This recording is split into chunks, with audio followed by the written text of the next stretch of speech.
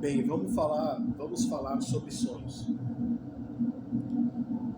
Depois de ser Uber e porteiro, vem aí duas profissões espetaculares: dentista e ginecologista. Mas eu tenho o sonho de entrevistar 5 pessoas. Number one, Natalie Portman. Number two, Shakira. Number three, Luciana Gimenez. Number four, Sabrina Sato. Number five, Mia Khalifa. Entendeu? Essas 5 mulheres aqui.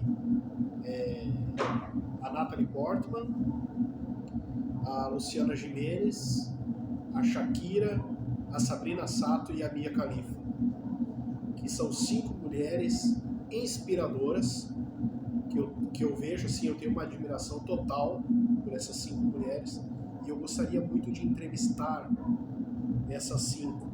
Mas assim, eu sei que primeiro você tem que conseguir relevância, você tem que conseguir audiência, então talvez eu consiga essas entrevistas lá pelo ano de 2059.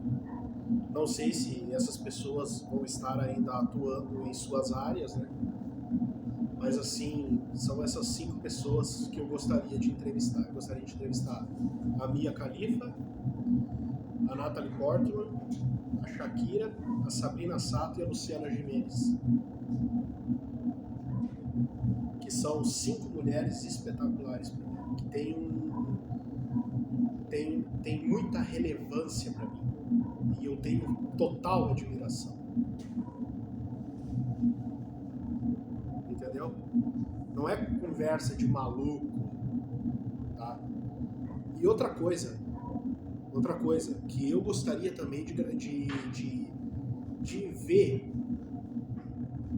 assim, tem lugares que eu gostaria de viajar e conhecer também. Granada, Disney, Auschwitz, Açores, Buenos Aires, 7 Lagoas, em Minas Gerais. Nordeste eu não tenho curiosidade nenhuma em conhecer, mas eu tenho curiosidade de conhecer 7 Lagoas. Tenho curiosidade de conhecer Auschwitz, a Disney, Granada, Açores, Buenos Aires, Santiago, Assunção, esses lugares aí, né? Então, e ao contrário desses brasileiros que vão para os Estados Unidos lá e já vão com intenção de ficar, não. Eu iria para os Estados Unidos, mas eu já iria para voltar. Porque a lei, a regra e a ordem, elas têm que serem seguidas, né? Por isso que tem muita gente que tem dificuldade de não em fazer tirar o passaporte, mas tipo tirar o visto, né, para entrar para os Estados Unidos, porque tem um monte de cambalacheiro, tem um monte de vigarista que aproveita essa situação e fica lá, né? Então, para mim, eu acho que isso aí é crime. A pessoa, ela entrou nos Estados Unidos, ela tem uma data para sair e essa data ela tem que ser obedecida. Existem leis, existem ordens, e as leis e as ordens elas têm que ser cumpridas. E eu acho muito bad vibes, assim, esse conteúdo de gente que depois acabou sendo deportado, né? Eu não vou falar nome, mas teve vários youtubers, principalmente youtubers ali de 2014, 2015, que faziam aqueles vídeos assim, pré-Donald Trump, o primeiro Donald Trump em 2016, ficavam fazendo um monte de vídeo, minha vida nos Estados Unidos, não sei o que nos Estados Unidos. E eu me lembro que meu irmão via, também me mostrava às vezes esses vídeos que eram de brasileiros em Maryland, brasileiros em New Jersey, brasileiros em Boston. Só que assim, muitos deles foram deportados, né? Por quê? Porque não seguiram a regra. Não seguiram a regra, não seguiram a ordem, e a lei e a ordem, ela tem que ser seguida, tá? Então você tem que ir num lugar já com o pensamento de voltar.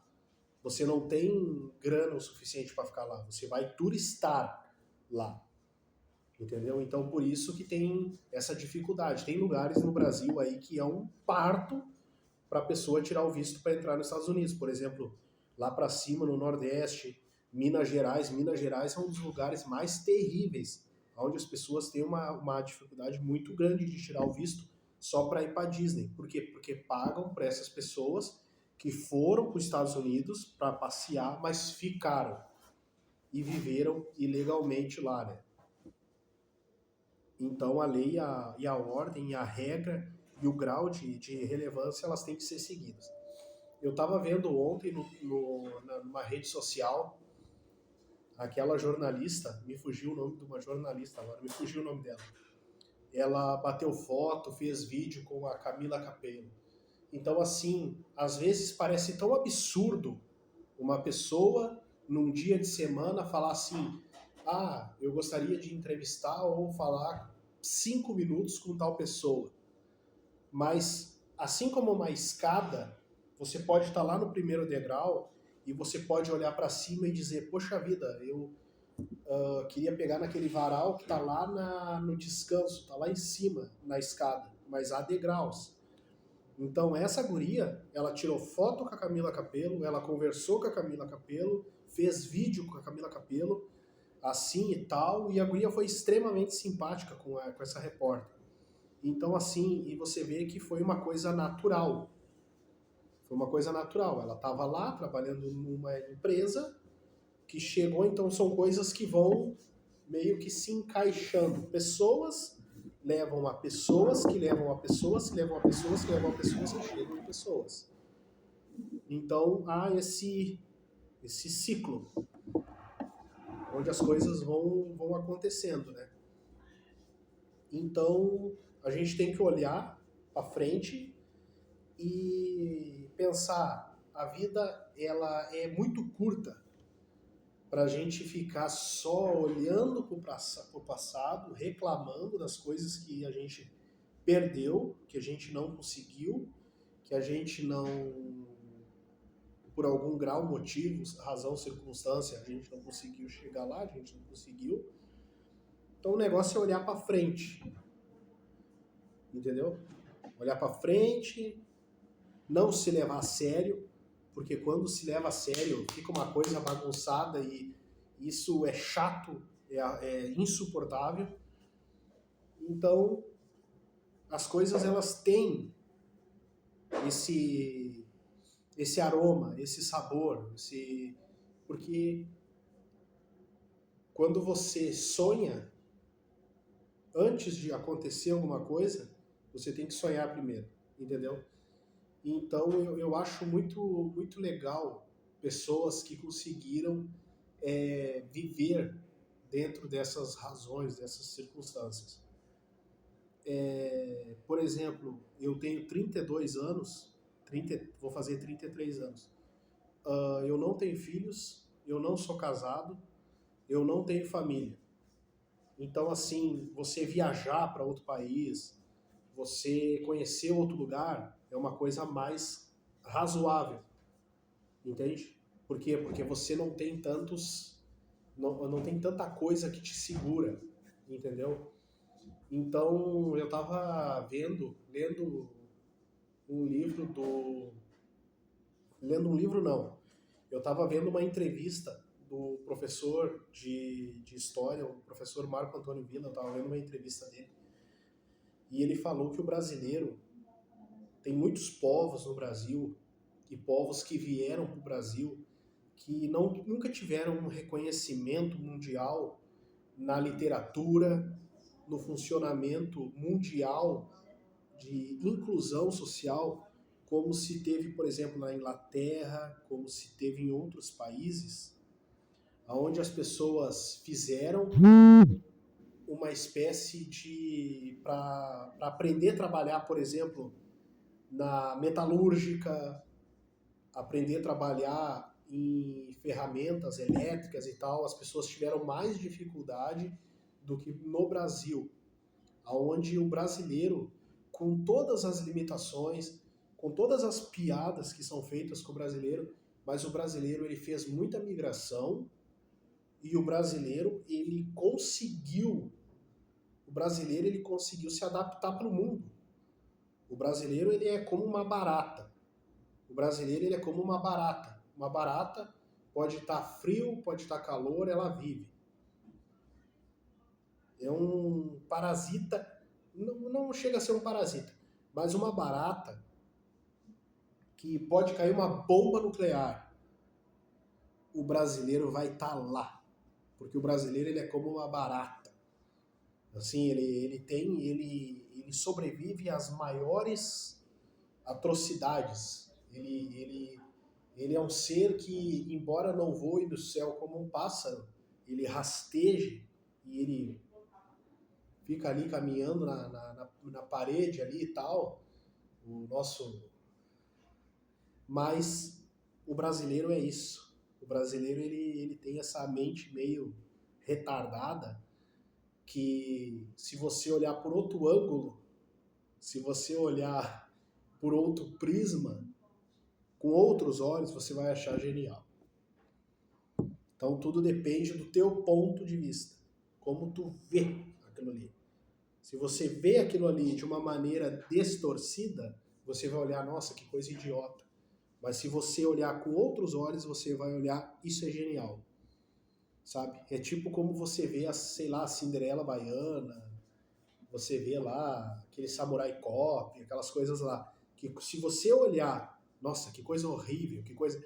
Mas é uma coisa que, aquele The Room, aquele filme do Tommy Wiseau lá, The Room, que é considerado o pior filme de todos os tempos. Aquele filme, eu já assisti umas 2 vezes, tem no YouTube esse filme. E tem cenas nesse filme, assim, que são cenas tão mal feito, é tão mal filmado, é tanta falta de talento ali, em todo mundo que está envolvido ali, que se torna genial. Até a falta de talento, ela é genial, às vezes. Você vê uma pessoa que ela é tão estúpida, ela é tão australopithecus da vida, que você olha, nossa, que gênio, que espetacular. E assim é a Cinderela Baiana. Você não fica indiferente. Aquela cena dela chegando com o carrão lá, nem sei que carro é aquele, BMW, Ferrari, não sei. E ela tira aquele pássaro da gaiola lá. Ela fala, todas as crianças têm que ter educação, não têm que trabalhar, e elas têm que ter divertimento, elas têm que ter infância. E começam... Cara, aquilo ali é genial. É genial. Tipo, a mãe dela se mata porque... Ou dá uma tristeza terrível porque quebra o apá, que ela tapava os buracos, assim. E daí tem o cara que passa com aquele 1113, aquele caminhãozão, e ele joga as moedas para as crianças para tapar os buracos. Daí, então, assim, é genial. Outra pessoa vai olhar e vai dizer, nossa, que tosco, que coisa tosca. Mas não, é genial. Se você olhar, daí tem aquele personagem lá, aquele barbudão, como é que é o nome do cara? É o Pierre, acho que é Pierre o nome do personagem, que é o cara que descobre ela com um binóculo. Ele tá lá na casa, assim, daí ele é um caça-talento, daí ele olha de lá, assim, daí ele... Cinderela Baiana! E, cara, é foda pra caralho. Ele não fica muito tempo em tela, assim. Mas quando ele aparece, cara, tu não tira o olho daquele cara. Ele só fica Cinderela Baiana! Cinderela Baiana! E é espetacular, cara. Aquela cena que ele leva, daí ela entra numa lojinha lá pra comprar roupa e tal. Daí depois tem o Lázaro Ramos lá, tem o Alexandre Pires lutando Kung Fu. Cara, é espetacular. Daí se você olhar de uma maneira séria, olha que coisa tosca, cara, você não tá vivendo a vida. Agora, se você vê aquilo ali e olhar, não, eu vou olhar essa obra, que é uma obra fantástica, é algo assim que transcende, como diria o Adenor Bach, o Tite, como diria o Tite, né, que transcende o futebol. É um filme que transcende o cinema, a Cinderela Baiana. Então, assim, você vê que eu comecei com Mia Khalifa, Natalie Portman e terminei em Cinderela Baiana. Olha só se se não tem um nexo